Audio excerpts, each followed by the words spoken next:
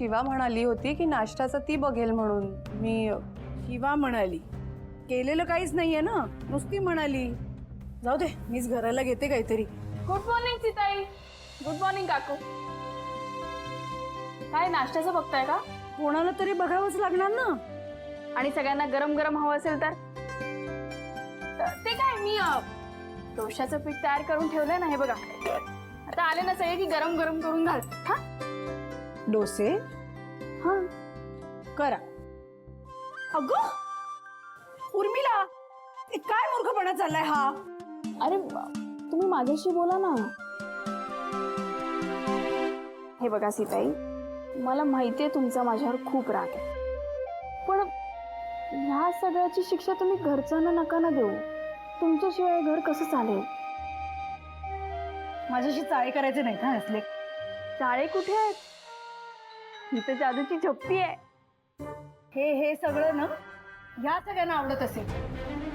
मी हे खपवून घेणार नाही अजिबात. दूर राहा माझ्यापासून, कळलं? ए दिव्या, एक ग्लास पाणी दे ना.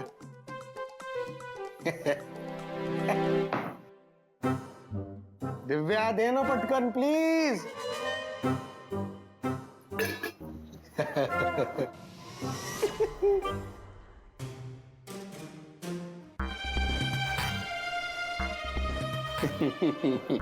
चंदन, थँक्यू.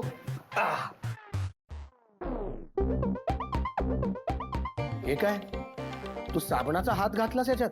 अख्खी साबणाची वडी टाकली असती ना तर ऑर्डर दिली नसतीस तू. सॉरी दिव्या राणी, त्याचं काय आहे ना, मला माहिती आहे तू पण बाई.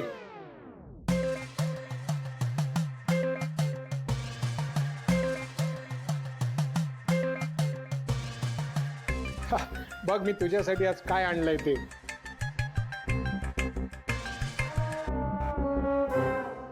आजोबा हे काय? आणि माझे धुवायचे कपडे आहेत, असे स्वच्छ धुतले गेले पाहिजेत, जसं माझं चारित्र्य आहे तसे. एक सुद्धा डाग राहता का म्हणे, कळलं? धुवायचे आज. छोटो आण रे, ठेव. बाहेर आहे. ते काय चोरीला जाण्यासाठी ठेवलंय? दुसरं पण घेऊन ये, चल. आणतो.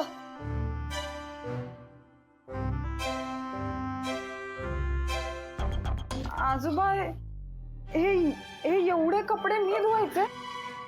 आजोबा मी काय म्हणतो, हे खूप आहेत ना कपडे जरा. नाही, फार काही असं नाही झालं. अरे काय झालं, आधी माझा एक माणूस होता, तो कपडे धुवायचा, पण बरे नाही धुवायचं. माझा एक शर्ट आहे माहिती आहे, ज्यावर इथे असं पिवळं डाग पडला, तर मी म्हटलं जरा स्वच्छ करून दे, तर त्यांनी तो हळदीच्या पाण्यात बुडून दिला. तो माझा पिवळा आहे ना, तो आता काय, आता घरचा माणूस आलं, ते फर्स्ट क्लास कपडे धुवून देईन. काय नाही, सॉरी,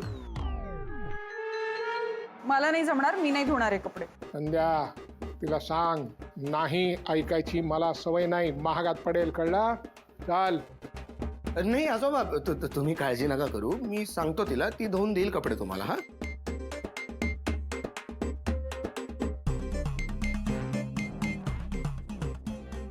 चला. दिव्या, सॉरी.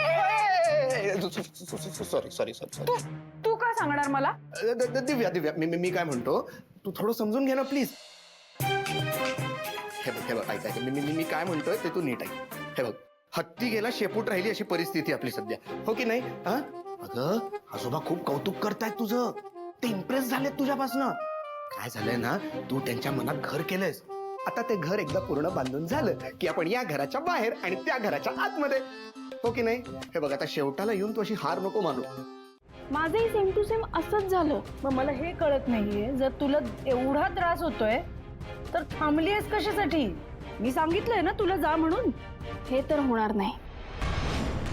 या घरात आले तेव्हाच हे ठरवून आले होते.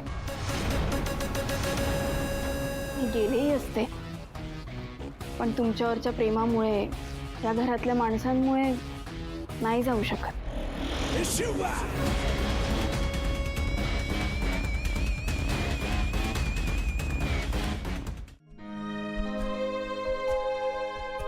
अरे ही साडी कोणी काढून ठेवली? अहो, तुमच्यावर छान दिसेल ना, म्हणून ठेवली काढून. कोणी सांगितलं तुला? मी कोणी सांगितलं नाही, पण तुम्हाला हवी तशी सून होण्याचा मी प्रयत्न करणार आहे. ते तुम्ही काय म्हणता, एकदम वरचा क्लास सून. आदर्श.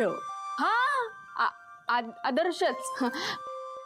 पण काय आहे, हे हा एवढा जड शब्द माझ्या जिभेवर काय नीट राहत नाही. पण मी सून होईन ना, चांगली सून होईनच. ना शिवा, अगं किती आगाऊपणा करशील ग. आगाऊपणा नाही करत आहे, पण आपलेपणाने करू शकते ना. उद्या उठून तुम्ही तुमच्या मैत्रिणींना सांगू शकता की माझी सून केवढी चांगली आहे, अशी वागते.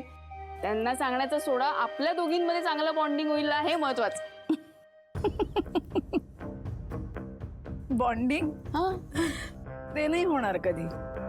6 महिने असे जातील निघून. आणि या 6 महिन्यात तुम्हाला प्रत्येक सेकंदाला मी माझ्या प्रेमात पाडीन याचा प्रयत्न करीन. कर, प्रयत्न कर. हा, हाती काही लागणार नाही.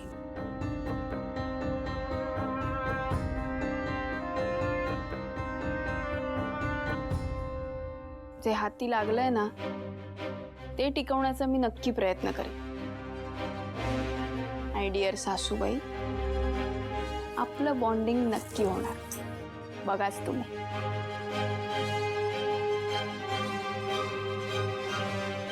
हे घ्या सीताई. अति करू नको हा शिवा.